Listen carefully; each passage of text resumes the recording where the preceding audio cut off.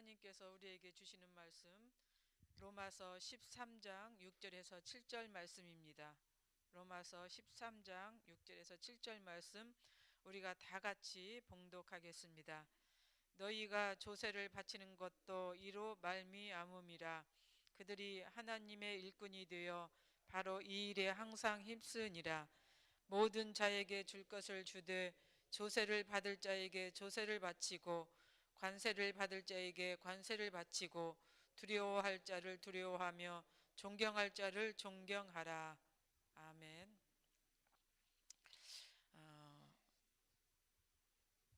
해방 이후에 이제 지난해까지 종교인 단체는 비과세로 그 세금에 대해 이제 자유로웠습니다. 세금을 내지 않고 그동안 이제 지내왔다라고 하는 그런 것이죠. 그런데 이제 종교인 과세가 지난해부터 이제 실행이 되었습니다. 그동안 반대 의견도 많이 있었지만 우여곡절 끝에 종교단체가 과세를 내게 된 것입니다. 우리 교회도 지난해부터 이제 종교인 과세를 시작을 했습니다.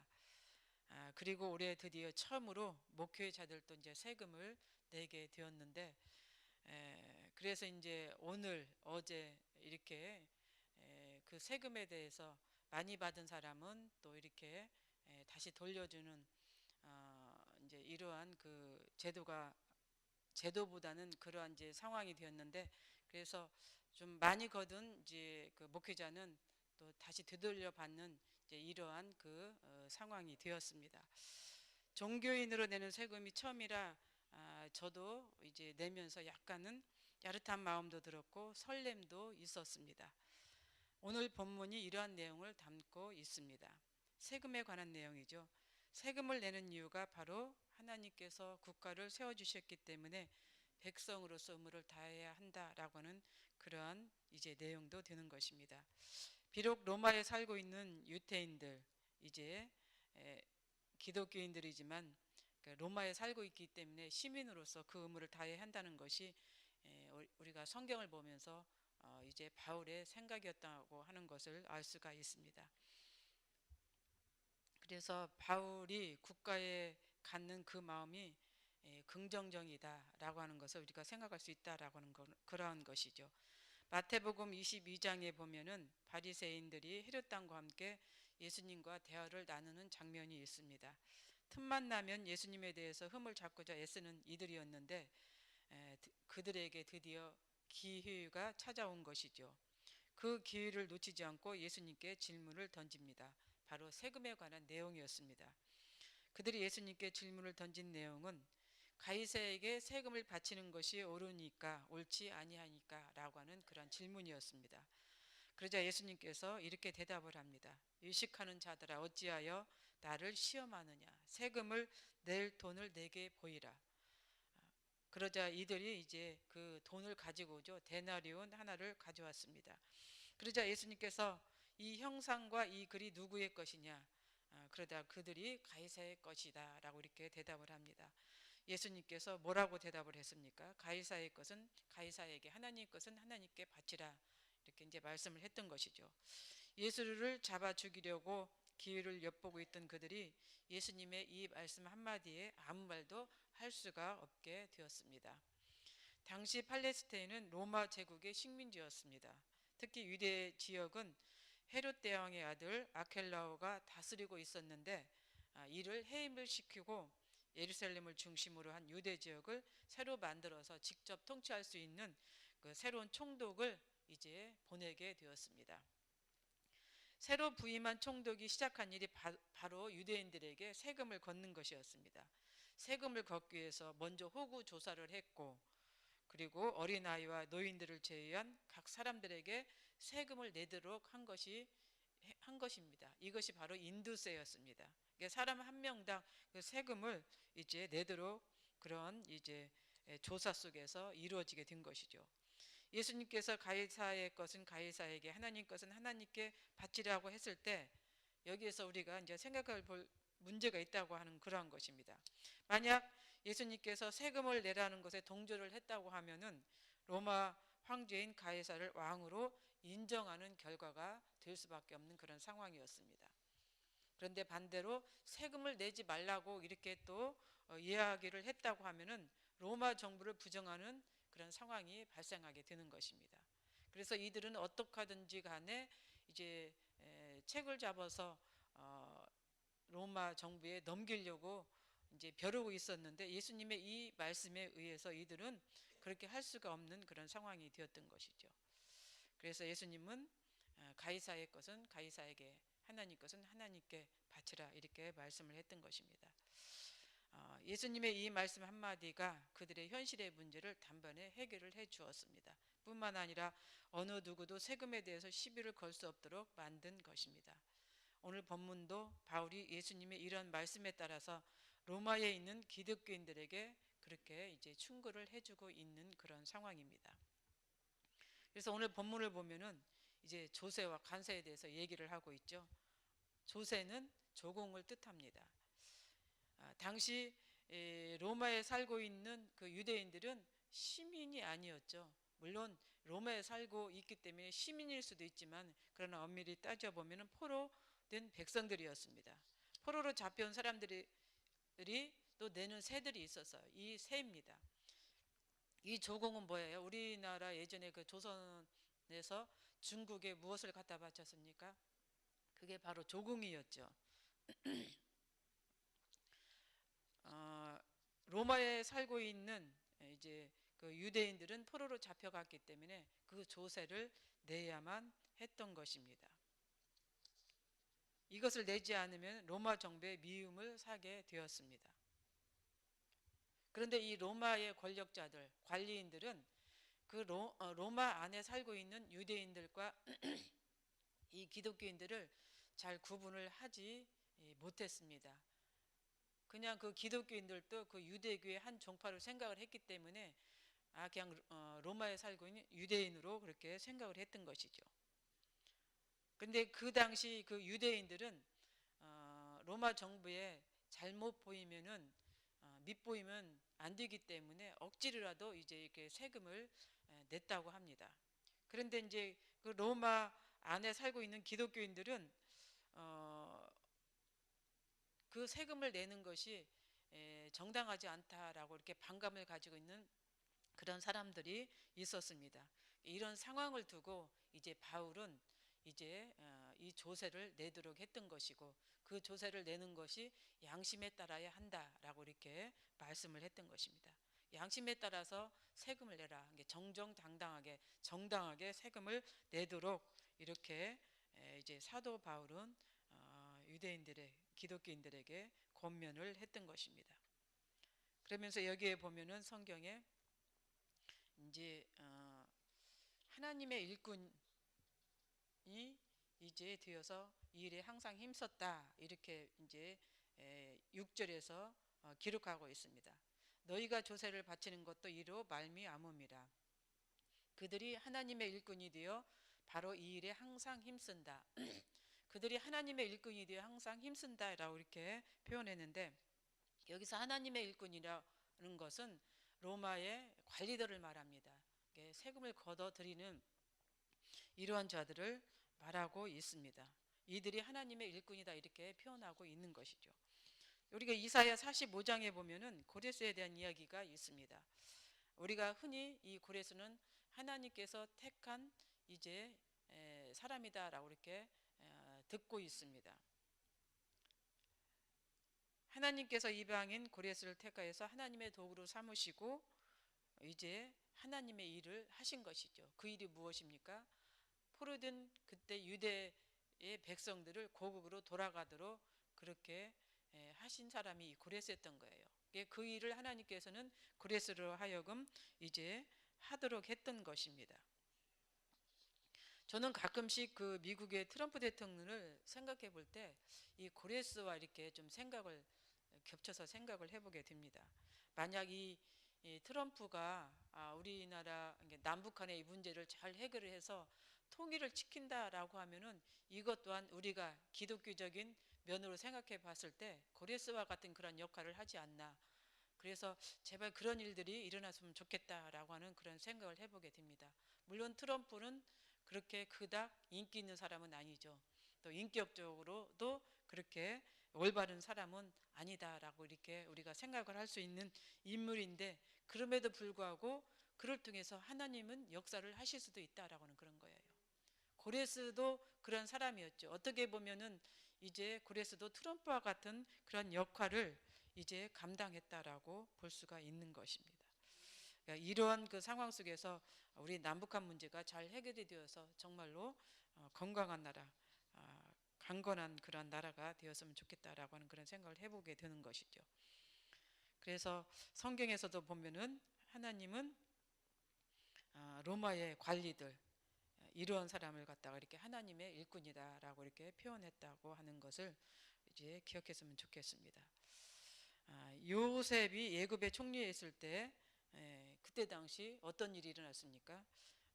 당시 취약의 기근이 일어났습니다. 7년 동안 이제 풍년이 들었다. 7년 동안 이제 흉년이 들었던 이 사건을 통해서 그때 예굽의 나라뿐만 아니라 온 중동 지역이 다 흉년으로, 기근으로 어려움을 겪고 있었던 그런 시대였습니다. 그런데 예굽이 살아남을 수 있었던 건 뭐였어요? 이 세금 제도, 이 제도를 잘 했기 때문에 그렇게 살아날 수가 있었던 것이에요. 그 요셉의 그 지혜로 그 세금 제도를 잘 이제 세웠고 또 잘 이행을 했고, 또 요셉의 그러한 의도로 인해서 많은 백성들이 세금을 잘 내도록 그렇게 했던 것입니다. 그래서 이런 일을 통하여서 예굽이 살아날 수가 있었고, 이제 중동 지역이 살아날 수가 있었고, 더 나아가서는 하나님의 섭리에 따라서 이제 그 아브라함의 자손들이 살아남을 수가 있었던 것입니다. 만약 그렇게 하지 않았다라고 하면은 어떻게 되었을까? 또 세계 역사가 또 아마 다른 각도로 흘러가지 않았을까? 그러나 하나님의 섭리이기 때문에 그대로 이제 이루어졌을 거다라고 하는 생각도 가져보게 됩니다. 그렇습니다. 특히 하나님의 백성으로서는 이런 그 세금 제도에 충실해야 됩니다. 또 의무를 다해 두는 것이 우리 믿는 사람으로서 꼭 해야 될 일이다라고 하는 그런 것이에요. 그래서 우리는 믿는 사람으로서, 하나님의 백성으로서 하나님이 세우신 이 제도에 순복하고 또 정당하고 충실하게 이행해야 된다라고 하는 사실을 우리가 기억했으면 좋겠습니다. 물론 세금이 정당하게 사용되어야겠죠. 근데 이제 우리나라를 이렇게 보았을 때 그 한편으로는 걱정되는 그러한 면도 있습니다. 그래서 요즘 TV에서도 이런 그 복지 제도에 대해서 이제 이야기들을 많이 하고 있는데, 이 복지 제도가 지혜롭게 잘 사용이 되어서 앞으로 뭐 그 국민연금이 고갈되는 이런 현상, 앞으로 세금이 없어서 힘들게 되는 이러한 그러한 그 상황이 발생하게 되지 않았으면 좋겠다라고 하는 그런 생각을 갖게 됩니다. 그래서 이제 국민들이 낸 세금이 정당하게 잘 사용되어지는 우리나라가 되었으면 좋겠다라고 하는 생각을 갖게 됩니다.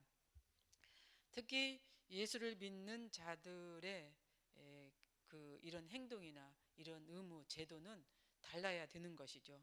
국가에서 정한 세금 제도에 충실해야 되고 법도 잘 지켜야 됩니다. 그래서 사도 바울이 이제 이렇게 이야기하고 있는 것처럼 양심에 따라서 행동하는 우리 그리스도인들이 되어야 된다고 하는 이런 사실 기억하는 우리가 되었으면 좋겠고, 그리고 또 이것이 하나님께서 우리에게 향하신 그러한 뜻이라고 하는 그 사실도 기억했으면 좋겠습니다. 오늘 또 우리가 하나님이 주신 이런 제도, 뜻, 이런 것들을 생각하면서 살아가는 하루가 되었으면 좋겠습니다. 기도하겠습니다. 사랑과 은혜가 풍성하신 하나님 아버지, 참 감사합니다.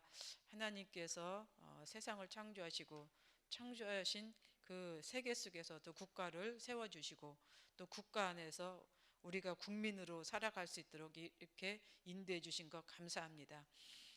이제 로마서 13장을 통해서 우리에게 주시는 말씀, 그렇게 세워진 그 제도 안에 믿는 자 그리스도인들은 또 충실하게 그 의무를 잘 이행하면서 살아가도록 그렇게 이제 말씀해 주고 있습니다. 우리도 우리나라의 국민의 한 사람으로서 이런 제도에 충실하게 살아갈 수 있는 저희들 되게 하여 주시옵소서. 감사드리오며 예수님의 이름으로 기도드리옵나이다. 아멘.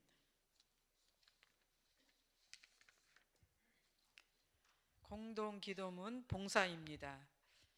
우리에게 서로 사랑하는 마음을 더욱 부어 주옵소서. 교회 안의 작은 교회들을 넉넉하게 축복하옵소서.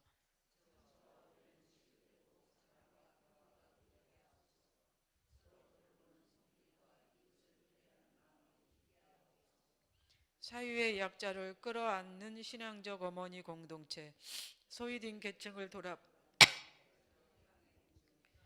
올바른 가치를 살아내는 정신적 공의의 공동체에게 하옵소서. 우리 교회가 여기 있어 지역사회와 시대가 복되게 하옵소서. 아멘. 주님이 가르쳐 주신 기도 드리겠습니다. 하늘에 계신 우리 아버지, 아버지의 이름을 거룩하게 하시며 아버지의 나라가 오게 하시며 아버지의 뜻이 하늘에서와 같이 땅에서도 이루어지게 하소서. 오늘 우리에게 일용할 양식을 주시고 우리가 우리에게 잘못한 사람을 용서하여 준 것 같이 우리 죄를 용서하여 주시고 우리를 시험에 빠지지 않게 하시고 악에서 구하소서. 나라와 권능과 영광이 영원히 아버지의 것입니다.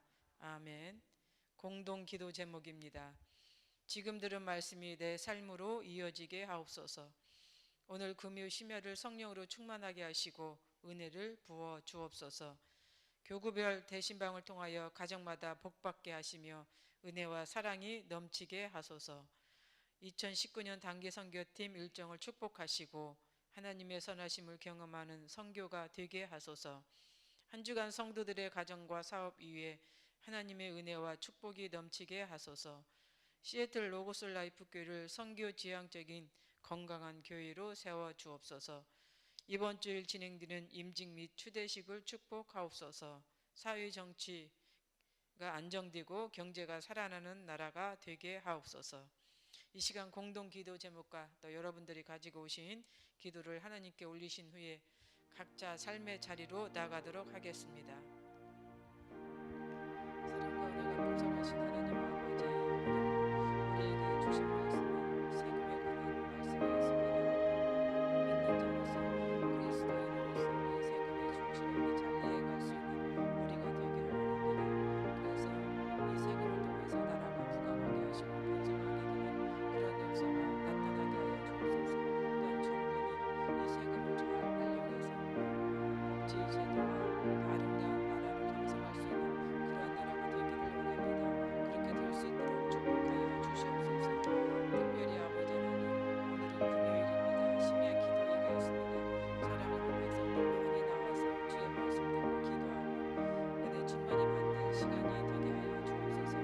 교구별 대신방이 이제 시작되고 있습니다. 축복하여 주옵소서. 은혜가 넘치게 하여 주시고 성령이 넘치게 하여 주옵소서. 또한 가정마다 이제 주시는 말씀, 그 가정에 필요한 말씀 되게 하시고 복받는 말씀 되게 하여 주옵소서. 2019년 단기 선교팀 이제 일정을 하나님이 축복해 주시길 원합니다. 아버지께서 가는 팀들에게 함께하여 주옵소서. 하나님의 선하심을 경험하는 이제 선교가 되게 하여 주시옵소서. 한 주간도 이제 성도들의 가정과 이제 사업에 하나님께서 함께하는 귀한 사업장 가정이 되기를 원합니다. 또한 시애틀 로스라이프 교회를 하나님께서 세워주셨사오니 이제 이 교회가 선교 지향적인 건강한 교회로 자라게 하여 주시고 성장하게 하여 주시옵소서. 그렇게 세워주시기를 간절히 기도하고 원합니다. 이번 주일 진행되는 임직 및 추대식을 기억하여 주시옵소서. 또 귀한 일꾼으로 세워지는 하나님의 귀한 일꾼들 이제 우리 교회에서 아버지께 영광 돌리며 또한 일꾼으로서 살아갈 수 있도록 도우시기를 원합니다. 우리나라를 기억하여 주옵소서. 사회 정치가 안정되고 경제가 살아나는 나라가 되기를 원합니다. 하루빨리 우리나라도